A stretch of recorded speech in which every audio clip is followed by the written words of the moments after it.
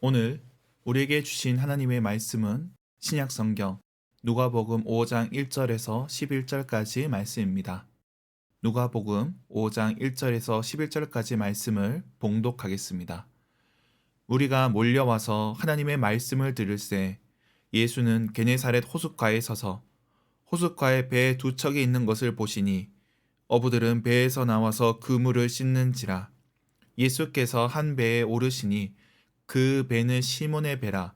육지에서 조금 떼기를 청하시고 앉으사 배에서 무리를 가르치시더니 말씀을 마치시고 시몬에게 이르시되 깊은 데로 가서 그물을 내려 고기를 잡으라. 시몬이 대답하여 이르되 선생님, 우리들이 밤이 새도록 수고하였으되 잡은 것이 없지만은 말씀에 의지하여 내가 그물을 내리리이다 하고, 그렇게 하니 고기를 잡는 것이 심히 많아 그물이 찢어지는지라. 이에 다른 배에 있는 동무들에게 손짓하여 와서 도와달라 하니 그들이 와서 두 배의 채움에 잠기게 되었더라. 시몬 베드로가 이를 보고 예수의 무릎 아래에 엎드려 이르되 주여, 나를 떠나소서, 나는 죄인이로소이다 하니, 이는 자기 및 자기와 함께 있는 모든 사람이 고기 잡힌 것으로 말미암아 놀라고 세베대의 아들로서 시몬의 동업자인 야고보와 요한도 놀랐음이라. 예수께서 시몬에게 이르시되 무서워하지 말라. 이제 후로는 네가 사람을 취하리라 하시니 그들이 배들을 육지에 대고 모든 것을 버려두고 예수를 따르니라. 아멘. 오늘 본문은 베드로를 제자로 부르시는 장면입니다. 어제 본문이 공생의 전체를 요약하는 장면이었다면 오늘 본문은 제자들의 대표인 베드로를 부르시는 장면입니다. 베드로를 부르시는 장면은 앞으로 예수님을 따르게 될 모든 제자의 원형이라 할 수 있습니다. 그 내용을 살펴보도록 하겠습니다. 오늘 본문은 예수님의 사역이 성공적이라는 소식과 함께 시작합니다. 1절에 무리가 몰려왔고 많은 이들이 예수님께 나아왔습니다. 이들이 서로 밀치다 보니 호숫가에 배를 이용해 약간의 거리를 두고 말씀을 전하십니다. 일종의 수상 무대를 만드신 겁니다. 그렇게 말씀을 가르치시는데 이러한 예수님의 사역에 조금 동떨어져 있는 무리가 있습니다. 바로 배를 제공한 어부들이었습니다. 여기에 시몬이 등장합니다. 2절에 시몬은 그물을 씻던 중이었습니다. 이는 고기잡이를 마무리하는 중이었습니다.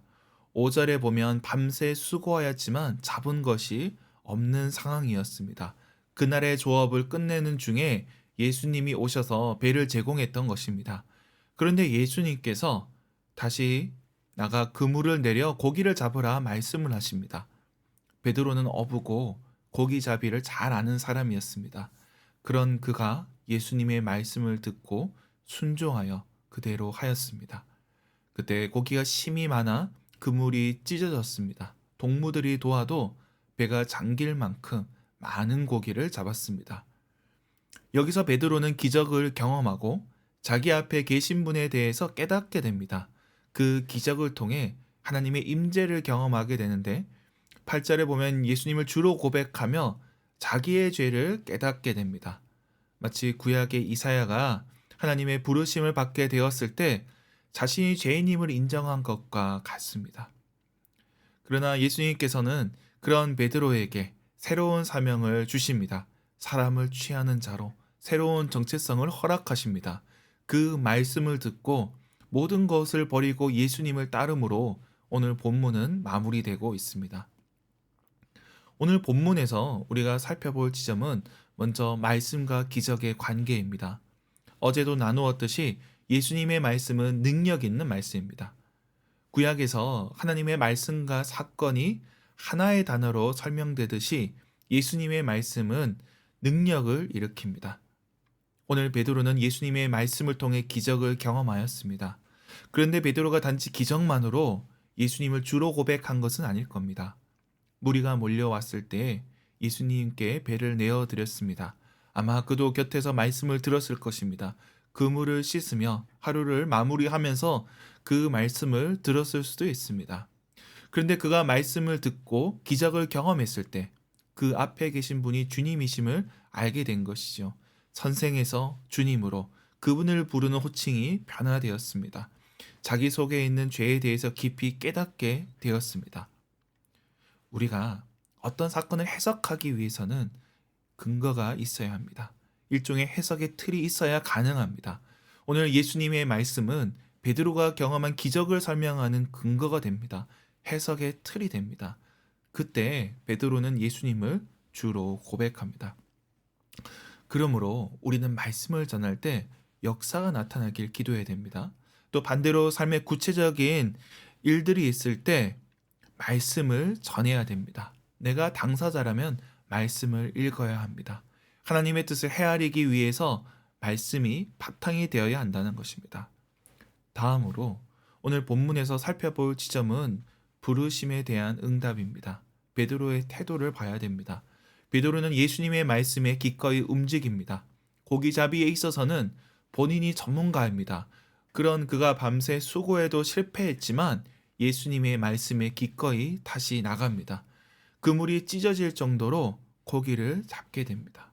어찌 보면 베드로는 횡재를 한 셈이지요. 예수님께 배를 빌려드린 값으로 받았다 할 수도 있습니다. 이러한 성공의 경험에도 불구하고 그는 단지 횡재한 것으로 여기지 않았습니다. 행운으로 여기지 않았습니다. 자기 앞에 계신 분이 주님임을 인정합니다. 그 일의 의미를 알았던 것입니다. 일상의 기적을 우연으로 넘길 수도 있고 그저 운이 좋았던 것으로 여길 수도 있지만 그는 하나님의 역사임을 인정합니다. 그 가운데 베드로는 예수님께 순종하며 나아갑니다. 예수님의 부르심에 모든 것을 버리고 예수님을 따릅니다. 부름받은 자로서 그가 얼마나 진지하게 받아들였는지 보여주고 있습니다. 이는 베드로에게만 적용되는 것은 아닙니다. 앞으로 부르심을 받은 모든 사람들에게도 동일하게 적용됩니다. 주님께서 부르실 때 우리 각자는 응답할 책임이 있습니다. 똑같은 사건에도 응답하는 사람이 있고 그렇지 않는 사람이 있습니다. 그러나 베드로는 그저 행운으로 치부하지 않고 그저 지나가는 일로 여기지 않고 예수님의 부르심을 듣고 따릅니다. 자신의 모든 것을 버려두고 당장 그분을 따라갑니다. 지금 처리해야 할 일들, 감당해야 될 것들도 있지만 그분을 따르는 것이 가장 중요하다 여겼기 때문입니다. 우리의 삶에 무엇이 중요한지 살펴야 할 것입니다. 우리 주님의 부르심을 분별하고 응답하는 것이 우리 신앙에서 참으로 중요합니다. 우리도 주님의 제자로 부름을 받았습니다. 우리에게도 이러한 마음을 주실 것을 구해야 합니다. 열린 마음으로 말씀을 듣고 헌신과 결단으로 이어져야 합니다. 제자의 길은 어영부영하다가 정해지는 것이 아닙니다. 말씀에 대한 온전한 반응으로 응답해야 합니다. 이것이 오늘 본문의 핵심입니다. 말씀을 맺겠습니다. 오늘 본문을 통해 베드로는 주님을 따릅니다. 그는 고기 잡는 어부에서 사람을 취하는 사도가 되었습니다. 그는 주님의 부르심을 넘겨듣지 않았고 그 역사 가운데 응답하였습니다. 말씀에 진지하게 반응하였습니다. 오늘 하루 주님의 말씀에 귀 기울이시기 바랍니다.